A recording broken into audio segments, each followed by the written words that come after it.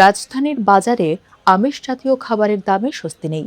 মাছ, মুরগি ও ডিম প্রতিটি পণ্য কিনতেই বাড়তি টাকা গুনতে হচ্ছে। ফলে একদিনের বাজারে শেষ হয়ে যাচ্ছে অনেক পরিবারের এক সপ্তাহের বাজেট। মাংসের বাজারে সপ্তাহের ব্যবধানে বেড়েছে ব্রয়লার মুরগির দাম।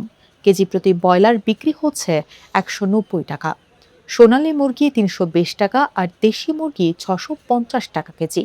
গরুর মাংসের দামও কম নয়, কেজি ৭৮০ থেকে ৮০০ টাকা। বিক্রি আগে ছিল কম, কিন্তু এখন তো ডিম দেওয়া যায়, যার চাহিদা মূলত ডিম নিতে পারতেছে না। যেমন আমার চাহিদা হচ্ছে আপনার 2 ডজন, অনেক টাকা দিয়ে মিলতেছে না, তখন আমার ওই কম না লাগে, একদম কম না লাগে আর কি। কিনতে অসুবিধা হচ্ছে, বেচাকিনিও কম, দাম একটু কম থাকলে মানুষের বেচাকিনি একটু বাড়ে। ডিমের বাজারেও নেই স্বস্তি। সাদা ডিমের ডজন ১৩০ টাকা, বাদামি ডিম ১৪০ থেকে ১৫০ টাকা।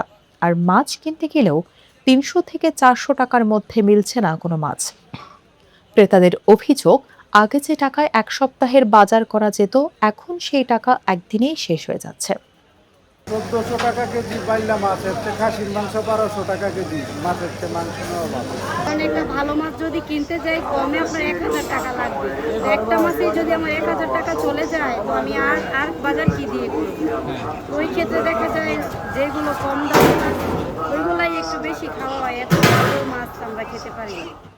সংসারের খরচ সামলাতে গিয়ে অনেকেই কমিয়ে দিচ্ছেন মাছ, মাংস, ডিমের পরিমাণ। কেউ কেউ বাদ দিচ্ছেন প্রয়োজনীয় আরও কিছু পণ্য। নিত্য পণ্যের দাম বাড়ছে, কিন্তু বাড়ছে না মানুষের আয়। ফলে বাজার করতে এসে পকেট ফাঁকা হলেও প্রয়োজনীয় পণ্য কেনা থামছে না।